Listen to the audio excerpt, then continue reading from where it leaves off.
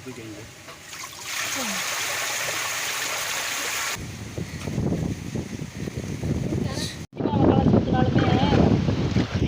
மேலேயே மாவு பொட்டி தண்ணியில் இருக்க உரம் நல்லா மிக்ஸ் ஆகிறதுக்கு இந்த மாதிரி நம்ம பயன்படுத்தலாம். ஆனால் இதில் வந்து சின்ன சின்னதாக இதோட கண்ணு ஜலட கண்ணு இருக்கனால இதுக்குள்ளே வந்து தண்ணி வந்து போக மாட்டேங்குது. இங்கே வந்து பார்த்திங்க அப்படின்னா ஒரு கேட் வால் வச்சுருக்கோம். கரண்ட்டு கட்டாச்சு அப்படின்னா இந்த கேட் வால் நம்ம உடனே லாக் பண்ணிடணும். இல்லை அப்படின்னா இந்த தண்ணி பூராமே வந்து கிணத்துக்குள்ளே போய் பாதிப்பு ஏற்படுத்திடும்.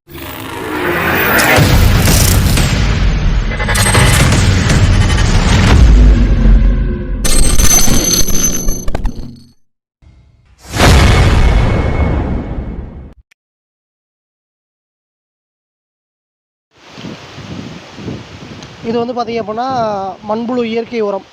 இதை வந்து இப்போ நம்ம டைரெக்டாக வந்து செடிகளுக்கு வந்து எப்படி கொடுக்குறோம்ன்றதை இப்போ பாருங்கள்.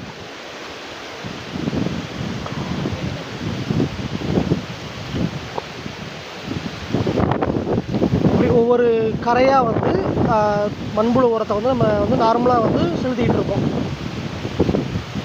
இதில் வந்து பார்த்திங்க அப்படின்னா உங்களுக்கு வந்து அதிகப்படியான நேரமோ ஒரு 2 ஆள்லேருந்து 3 ஆள் வரைக்கும் விட்டால் தான் ஒரு ஏக்கரை வந்து ஒரு நாளைக்கு வந்து நம்ம வந்து உரம் போட முடியும். இந்த மெத்தடை நம்ம எப்படி எளிமையாக்குறது அப்படின்றத வந்து நம்ம இந்த வீடியோவில் வந்து பார்ப்போம். நம்ம நார்மலாக இயற்கை உரமாக இருக்கட்டும் செயற்கை உரமாக இருக்கட்டும் நம்ம வந்து செடிகளுக்கு வந்து நம்ம வந்து இயற்கை உரம் போட்டால் தான் வந்து ஓரளவுக்கு வந்து நமக்கு வந்து மகசூல் வந்து நல்லா கிடைக்கும். ஸோ அதை வந்து ஆட்கள் செலவு இல்லாமல் எப்படி எளிமையாக்குறதுன்றதை நம்ம வந்து பார்ப்போம்.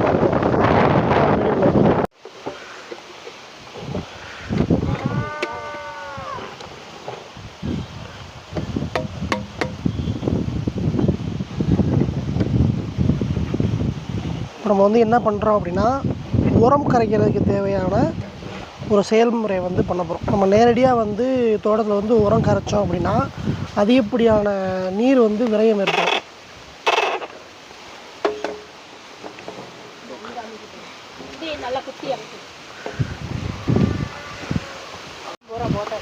இது வந்து பார்த்திங்க அப்படின்னா உரம் செயற்கை உரம். இதை வந்து பார்த்திங்க அப்படின்னா நம்ம காடுகளுக்கு போய் நம்ம டைரெக்டாக வந்து தெளித்தோம் அப்படின்னா அதிகப்படியான ஆட்செலவும் அதிகப்படியான நேரமும் ஆகும். அதை நம்ம குறைக்கிற விதமாக வந்து உரத்தை வந்து கரைச்சி எப்படி நம்ம போட்டிருக்க நார்மல் கிணத்துல இருக்க மோட்ரு மூலமாகவே எப்படி வந்து நம்ம இதை செலுத்த போகிறோம்ன்றதை நம்ம இப்போ பார்க்க போகிறோம். இதுதான் வந்து உரம். போட்டுருவீங்களா? தண்ணி வருமா?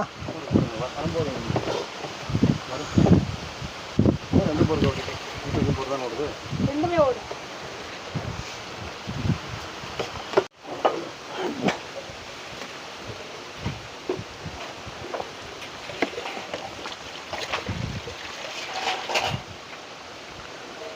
வாங்க.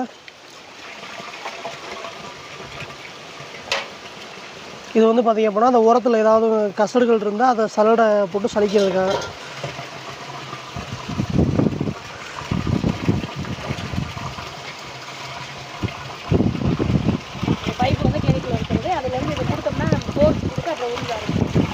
இந்த தண்ணி வந்து எதுக்கு இப்போ செலுத்துகிறோம் அப்படின்னா அந்த பைப் லைன் வந்து கிணத்துக்குள்ளே இருக்க மோட்டரோட கனெக்ட் ஆகிருக்கு.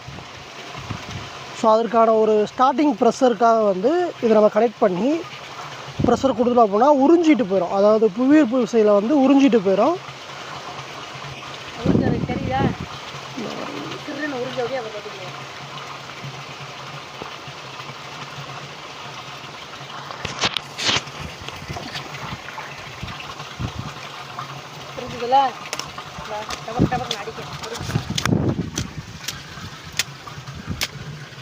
உறிஞ்சிறதுக்கான சவுண்டுக்காக நான் வச்சுருக்கேன். இப்போ வந்து பார்த்திங்க அப்படின்னா தண்ணியை வந்து உறிஞ்சிக்கிட்டு போகிறதுக்கான செயல்முறை வந்து ஸ்டார்ட் ஆகிடுச்சு. இப்போ வந்து நம்ம இந்த இதில் கரைச்சி வச்சுருக்க இந்த உரத்தை வந்து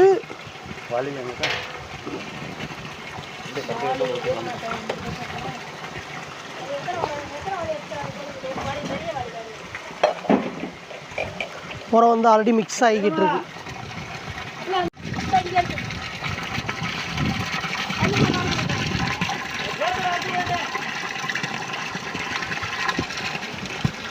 இந்த ட்ரம்மில் வந்து தண்ணியை வந்து நம்ம உரத்தை வந்து கரைக்கிறோம். இப்போ வந்து பார்த்திங்க அப்படின்னா உறிஞ்சிட்டு போகுது தண்ணியை வந்து கிணத்துக்குள்ள ப்ரெஷர் வந்து இந்த உறிஞ்சிட்டு போகிற தண்ணி வந்து டைரெக்டாக இந்த உறிஞ்சிட்டு போகிற தண்ணி வந்து டைரெக்டாக ஸ்ப்ரிங்க்லர் இப்போ வந்து பாஞ்சிட்ருக்கு. இந்த உரம் டைரெக்டாக இந்த தெளிப்பு நீர் மூலமாக வந்து இதுக்கு பூரா செலுத்தப்படும். உங்களுக்கு தெரியுதான்னு தெரில, தண்ணி வந்து இப்போ ஆல்ரெடி பாஞ்சிட்ருக்கு.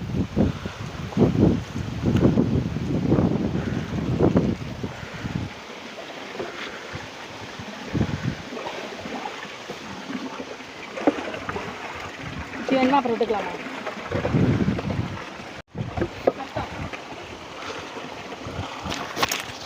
அங்கே போய் அந்த சிண்டி போடுறது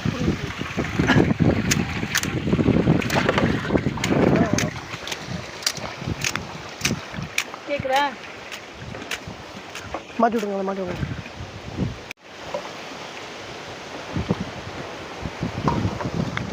இந்த சின்ன பைப்பு வந்து பார்த்திங்க அப்படின்னா நேராக கீழே வந்து மோட்ருக்குள்ளே போயிடும். மோட்ருக்கிட்ட ஒரு டீ ஜாயிண்ட் மாதிரி வச்சு இந்த சின்ன பைப்பை வந்து அது வந்து தண்ணி வர பைப்பு, நார்மல் தண்ணி வர பைப்பு. இது வந்து இந்த உரத்தை கரைச்சி திருப்பி இதே ஹோஸ் வழியாக செடிகளுக்கு போயிடும். அதற்கான ஒரு மெத்தடு தான் இது. இதில் வந்து பார்த்திங்க அப்படின்னா இந்த உரம் வந்து கிணத்தை வந்து எதுவும் மாசுபடுத்திடுமா அப்படின்னு நீங்கள் கேட்டிங்க அப்படின்னா அதற்கான வாய்ப்புகள் வந்து இல்லை. ஏன்னா இது வந்து டைரெக்டாக அதை ஃப்ளோ ஆகிற தண்ணியோட ப்ரெஷரில் வந்து திருப்பி மேலே போயிடும். ஒருவேளை நீங்கள் மோட்ரு கரண்ட் இல்லாமல் ஆஃப் ஆச்சுன்னா உடனே வந்து நம்ம வந்து கட் பண்ணிடணும். இல்லை அப்படின்னா இது வழியாக உறிஞ்சிட்டு போகிற தண்ணி வந்து கிணத்துக்குள்ளே போய் பாதிப்பு ஏற்படுத்த வாய்ப்பு இருக்குது. அதை மட்டும் நம்ம கரண்ட் ஆஃப் ஆகுதா இல்லையான்றதை மட்டும் கொஞ்சம் தெளிவாக நம்ம பார்த்துக்கணும்.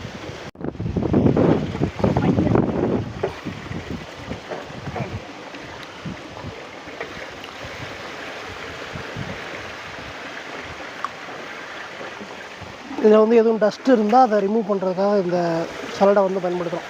ஒருவேளை டஸ்ட்டு அதிகமாக போச்சு அப்படின்னா உங்களுக்கு வந்து பைப்பு வந்து அடைச்சிக்கிறோம். நிறைய பேர்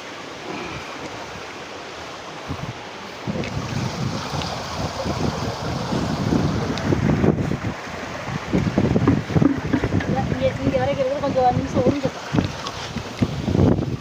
இப்போ தண்ணி வந்து பார்த்திங்கன்னா அந்த பாயிண்ட் வேல்யூவில் இருக்கும், இந்த இடத்துல இருக்கும். உங்களுக்கு நேரம் ஆக ஆக வந்து தண்ணி வந்து கீழே போய்கிட்டே இருக்கும். ஸோ இந்த உரம் வந்து மிக்ஸ் ஆன தண்ணி வந்து டைரெக்டாக வந்து நமக்கு செடிகளுக்கு வந்து போயிடும்.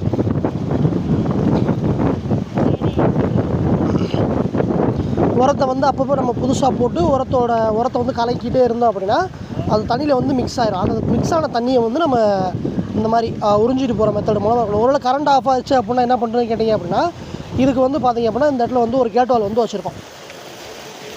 இங்கே வந்து பார்த்திங்க அப்படின்னா ஒரு கேட் வால் வச்சுருக்கோம்.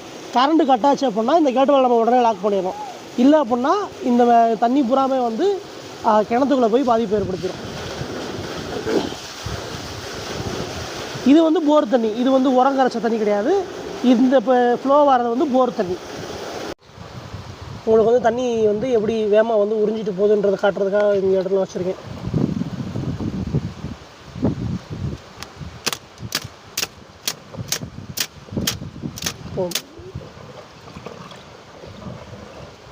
தண்ணியோட லெவல் வந்து வேகமாக இறங்கிட்டு வரதை நீங்கள் பார்க்கலாம். ஸோ இந்த மொத்த உரம் கரைச்ச இந்தோட தண்ணி வந்து நேராக வந்து செடிகளுக்கு வந்து பாஞ்சு.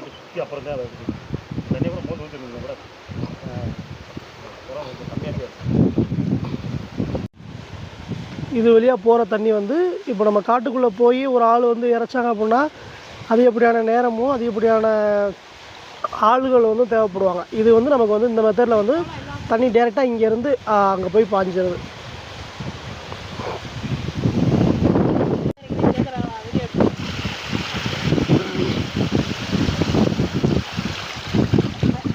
இந்த மாதிரி டஸ்ட்டு உள்ளே போச்சுன்னா அடைச்சிக்கிறோம்ன்றக்காக இந்த சலடை வச்சு நம்ம கிளியர் பண்ணுறோம். இது வந்து பார்த்திங்க அப்படின்னா இயற்கை உரம் ரெண்டுமே கலந்து வந்து நம்ம இதில் செலுத்துகிறோம்.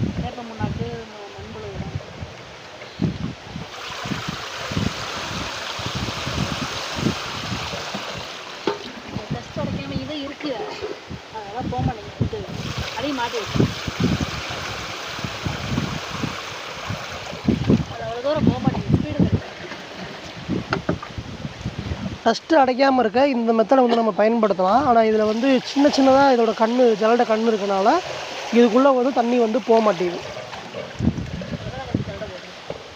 ஸோ இந்த ஜல்லடையை வச்சு நம்ம தெளிச்சு விட்டுருக்கோம். இந்த மொத்த தண்ணி வந்து பார்த்திங்க அப்படின்னா உரமாக இப்போ வந்து செடிகளுக்கு வந்து போய் பாஞ்சிக்கிட்டுருக்கு.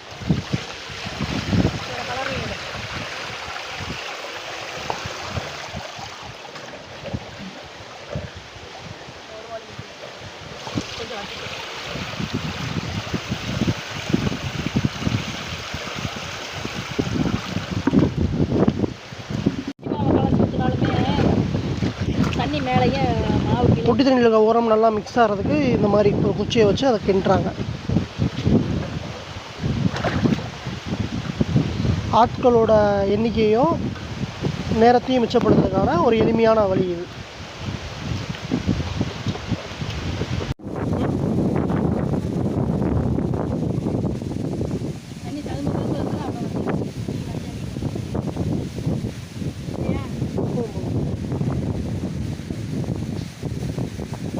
இந்த பைப்பு வழியாக டைரெக்டாக வந்து மோட்டருக்குள்ளே போய் அதுக்கு பக்கத்தில் மோட்டருக்கு பக்கத்தில் இருந்து ப்ரெஷரோடு வந்து தண்ணி அந்த நார்மலாக மோட்டர் தண்ணி வர பைப்பு வழியாக வந்து இந்த பைப்புக்குள்ளே போய்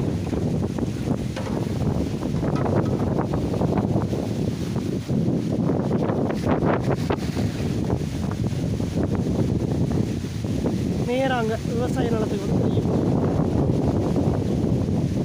ஸ்ப்ரிங்க்லர் மூலமாக. நன்றி நண்பர்களே.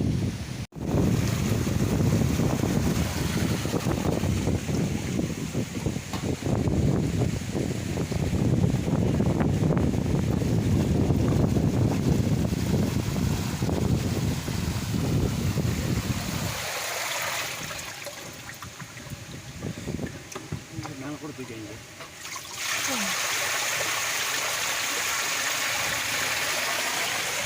சவுக்குறா போயிடுச்சு கேணியிலேருந்து.